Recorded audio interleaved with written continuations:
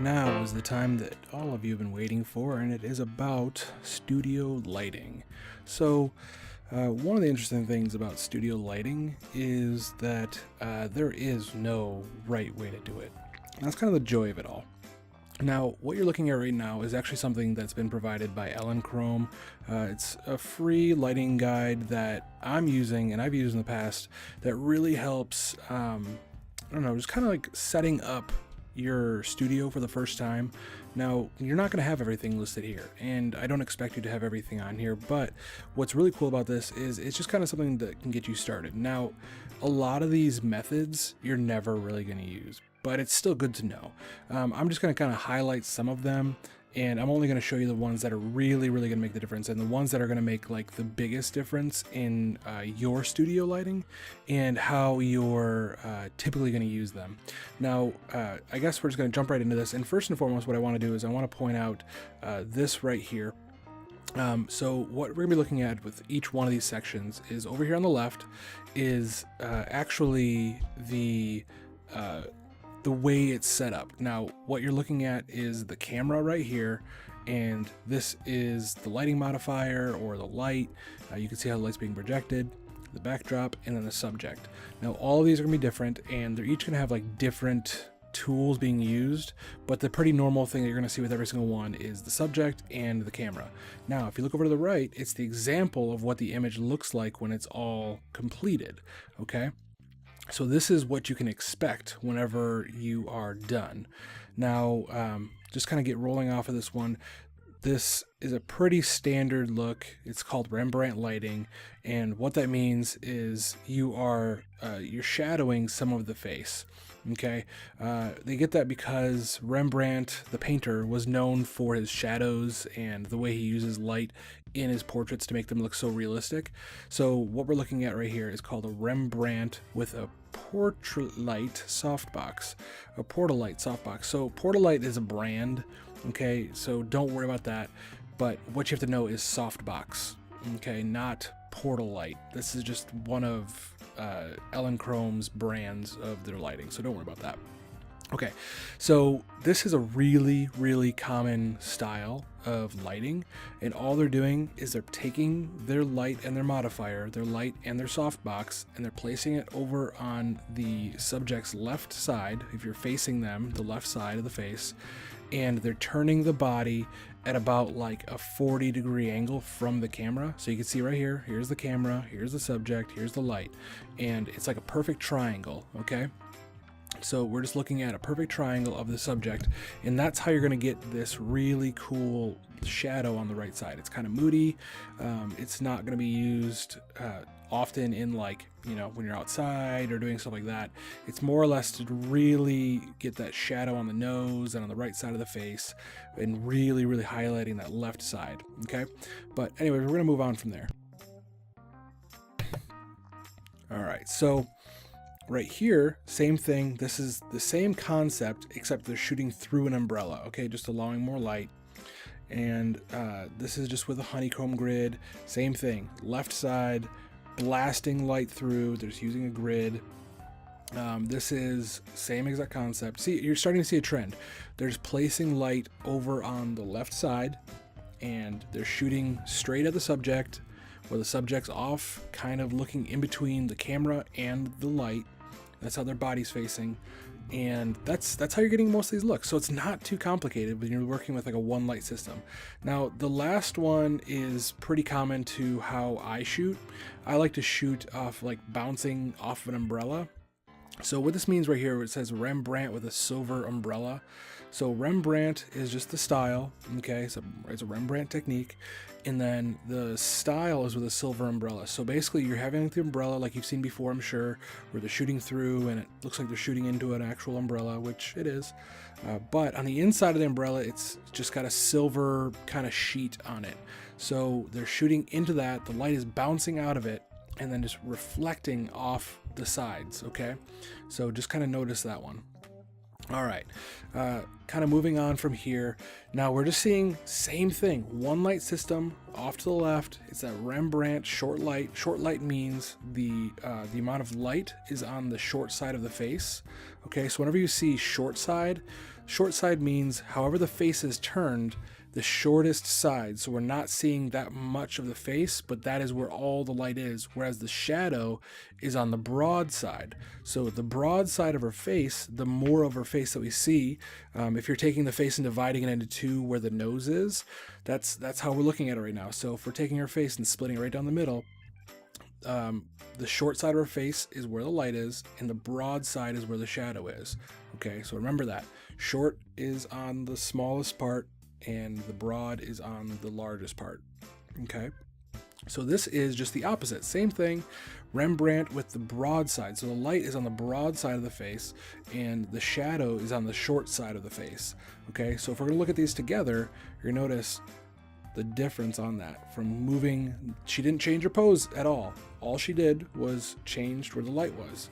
So the light is on the left side, on the short side, or it's on the broad side. Okay, and you see the difference in that? And I'm more of a broadside shooter. I just prefer that look. So whenever I'm lighting somebody, I'm typically lighting their broadside instead of the short side. Okay, so hopefully you get that one. All right, so this is called split lighting, or some people call it half lighting. And as you can see, it's just dividing the face in two. The light is literally on one side of the face, okay? And that's it. All you have is one light shooting off to the left side, and then all you're doing is filling that whole side of the face, meanwhile shadowing the other side. All right, there's no Rembrandt here. You're not seeing the other eye. It's just splitting the face in two, light side, dark side. Okay, so this one right here, what you're seeing is, it's called a split with a fill, as you can see at the top, but all they're doing is they're taking a reflector and putting it on the other side of them. You can have that on a clip, or you can have an assistant hold it, but same thing, you're doing the same exact thing as your split light, but you're filling it with another one. I don't love the look of these all the time, because I feel like it just kind of puts this weird, dark, piece right in the middle of their face, and then leaves light on both sides. I feel like it makes people look a little larger than they are, so I don't often use that one. I typically use either a one light or a two light system, and you'll see what I'm talking about here in a second. This one is the same thing, except it's not, it's the same thing as your split light, except you notice, if you recall what this is, if you guys listen to what this side of the face is, what's this side? That's the short side, broad side. Short side is the side that has the light on it. That's the shortest side, not much of the face showing. Okay, so on this side is where her broad side of the face is, where all the shadow is. So splitting the light in half, okay, but her pose makes it where she is getting split lit, and it's on the left side, or her short side is where all the light is going. Okay, now we're going to split that over to the other side and just reverse it, and it is the split side, and it's a split light on a broad side. All right, I think you guys are kind of getting the point by now.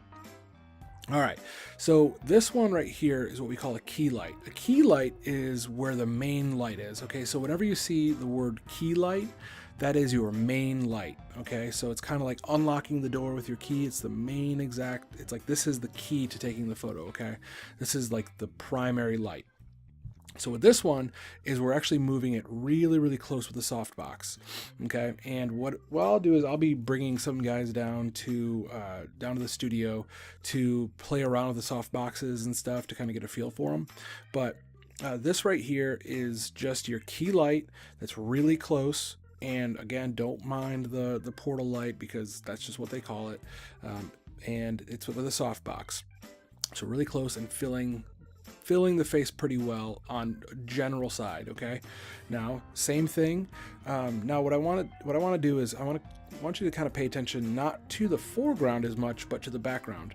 Okay, so with this one, whenever you're doing on the close-up with your softbox and you're using the key light, what you're gonna have is called a light fall off. Okay, so the light fall off is how much light is falling off the subject and hitting the background. Okay, so pay attention to the background of this. So whenever we move over to this one, it's the same pose, same light, same kind of light, But what I want you to pay attention to is how far apart the subject is from the light. You see here where this softbox is actually in front of the camera and lighting the subject. This one is actually a little bit almost behind the camera, and what's happening is you're getting that background now. So the lighting on the subject isn't changing, but the background is changing. Okay, so bear that in mind whenever we're playing around with that. Okay, so a loop light is not exactly something that you're going to use too often, but what all it is you're just using the same kind of Rembrandt style, but it's not exactly the Rembrandt style. And what it's doing is looping around the eye. Okay, so it's basically creating a light, or it's creating a shadow, us on the side of the face. So you're still filling that side of the face. Light is still filling right here underneath the eye and right around the eye. Not one eye is shadowed out. Okay. So this is considered a butterfly, and all this is it's more or less the shadow underneath the nose creates kind of like a butterfly effect. Okay, and the same thing for underneath the eyebrows and underneath the chin and everything. It's not exactly something that you want too often for like your typical subjects, but when working with models, this works a lot. So just notice the biggest difference for the butterfly, what the real key indicator is the little looking like a butterfly underneath the nose. Now they even say it in here too, in their description, but you don't really want this butterfly going too low to where it's starting to touch the lip, because what's going to happen is it's going to make the nose look a lot bigger than it really is. Okay, and the way you achieve this, and to make sure that you're not getting too much shadow, is just have your subject move their head up or down. Okay, and that's all you have to do. And I'm going to talk more about that, and I'm going to show you the hand gestures and how to do that and how to direct your subjects. But just notice that the shadow underneath the nose is kind of got that little butterfly look. So that's how you can tell the difference between a butterfly. All right, so a flat light. We've all seen this. This is typically what we're getting whenever we're using that pop-up flash or pointing that flash directly at somebody.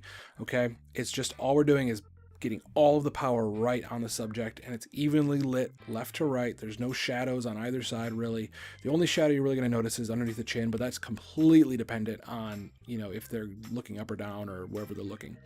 But a flat light is they're facing straight towards you and the light is going straight towards them. Now you notice in this one, it's just they have two soft boxes, and it's just filling the space. It's not anything significant. Okay, so a clamshell. Clamshell is not one that realistically I ever use, because it doesn't really come in handy for things that I really do, and you kind of have to have some extra tools that, I don't know, you're not really going to use too often in the studio for what you guys are doing. And all it is you're taking one softbox and placing it above the subject, and then another one placing it below. So pretty much you're just shooting, your camera's in between. So think about a sandwich. The bottom bread is a softbox. The in between, like the peanut butter and jelly, if you will, is your camera, and the top bread is your other softbox. And all you're doing is you're shooting through those two. So you see how right here it's kind of got like this shadow underneath the eyelid, a little bit onto the eye, and creates a little shadow on the clavicle. But it really is just not too different from using your flat light. But the biggest thing you're going to notice is just the difference in where the light hits the eye. Okay, which we'll talk about how the light in the eyes makes a difference. Okay, so this is the biggest thing that you guys are going to want to pay attention to in terms of using multiple lights, and this is when I start using multiple lights. So this is your typical Rembrandt lighting, okay, so, or a loop lighting in this situation, but you're going to be using a background light. Okay, so you've seen those photos before where the background is lit, or you see this little like nice glow coming from behind the subject, and all that does is it separates the subject from the background a little bit more, gives them a little bit more depth. And all they're doing is they're pointing one strobe or one light to the background, as you can see here, and then you have the other one either doing a Rembrandt or whatever you want it to be. But this one in the situation is a loop light, where again, we're creating this little loop right around the eye. Okay. So the next one is a loop light with a rim light. The biggest difference between the background light and the rim light is the background light is shooting towards the background and the rim light is shooting towards the subject, which gives them this little bit of glow right behind their head. Okay, so it's not, you might have heard hair light before. It's not the same thing as a hair light, but as a rim light. So it just creates a rim around the subject, okay? So, and you notice sometimes like it makes their ears kind of glow a little bit, which I don't love that look, but you know, it is a style that some people prefer. Okay, a high key light. So this one is, you're just getting rid of that background altogether. You're just filling this space full of light. You know, you can see they're doing a Rembrandt, kind of more of a loop. And then they're doing the background light, and then all they're doing is a modifier, a reflector over on this other side. So that's filling the rest of the light. Okay, so any light that's coming, bouncing around, this reflector is going to bounce it right back towards the subject and fill that area to where it just kind of fills the space. I feel like it washes them out too much sometimes, but you know, to each their own. Okay, so a key and a fill light at the same time. So this is the big thing I was talking about with a key light and a fill light. Okay, so a key light is always going to be your main light. Okay, so this is like your main light, and you can kind of tell a key light versus the fill light because the key light is going to leave a little bit more of it's going to expose a little bit more on the face or the subject. So if you notice right here, the highlight is on the eyebrow, it's underneath the cheekbone, it's on the nose right here. So whatever the closest to the light is going to shine the most. So obviously the key light in this situation is the one on the left, and it's the one that's going to be giving the most light out. Now the fill light is just another light that's available that you're just kind of filling the area. Now some people will say that the sun could be a fill light or the sun could be a key light, whatever, doesn't matter. Just understand the difference between the key light and the fill light. But in this situation, the fill light's just kind of filling the space and not allowing it to make that Rembrandt or the loop light or anything like that. Okay, so these are the tools that they use in this situation. Now, we have a few of these available to us in the studio, but I'd be happy to kind of walk around with this one for you. So this is just the gray background they used, okay? So this right here is typical background. We have gray, green, black, white, whatever you want to use, but in this situation it's just a gray background. All right, so this is a strobe. The difference between a strobe and just your typical light is a strobe is going to create a pop. So it'll stay on, but as soon as you push that trigger, it's gonna pop and make this really bright flash. Okay, and there's no all it's on here is a reflector around it. This is a cone grid, so it just kind of pushes the light in different directions. This is a snoot, so it just basically creates like this funnel of light, and it creates like a beam, almost like a laser. All right, so one of the things that you're going to be using quite a bit is actually a softbox. A softbox creates that really nice soft light. Does exactly what it says. It softens the light. It's a softbox. Okay. And all you do is you put the strobe inside that. You could either use a strobe or a speed light, but you know, for the most part, I like to just use my speed light. It works just as well. It just doesn't stay on while you're, posing. All right, this is a reflector. I'll bring in a reflector, show you guys what it looks like, in person. It comes in all shapes and sizes. There's square ones, there's octagonal ones, there's circular ones. The most popular is a circular one. You can get giant 7-foot ones. You can get a little 2-foot one. Doesn't matter. They fold up really nice anyways, and it's a really handy tool to fill in some light. This is a shoot-through umbrella. The shoot-through umbrella is nice because it does exactly what you say. It's kind of like having a softbox, but the only difference is on a softbox, the light goes inside, bounces around, and shoots out the front. With the shoot-through umbrella, it's not absorbing all the light and then producing it all at the front. It's going to be just spilling out the back because there's nothing to hold on to the light, but then still getting a majority of the light out the front. Okay. Now the silver umbrella, all you're doing is it's like putting a little rain jacket over top of your umbrella that's silver on the inside. So you shoot into it and it bounces out. So it's actually quite a bit like shooting through a softbox, except the softbox has a little, film over the front of it that softens the light more. This bounces in and reflects right back out, but in a nice big wide cone. Okay, so that is lighting for you guys. I hope that helps out quite a bit. Now I know it could be confusing, and there's a lot of stuff that we just looked at and talked about. But if you have any questions, we're going to be talking about this more in person. But I'd love to be able to talk to you about it in person and walk you through the studio to find out how you can do this all by yourself and practice with one another. All right, guys. I hope this helps. Take care.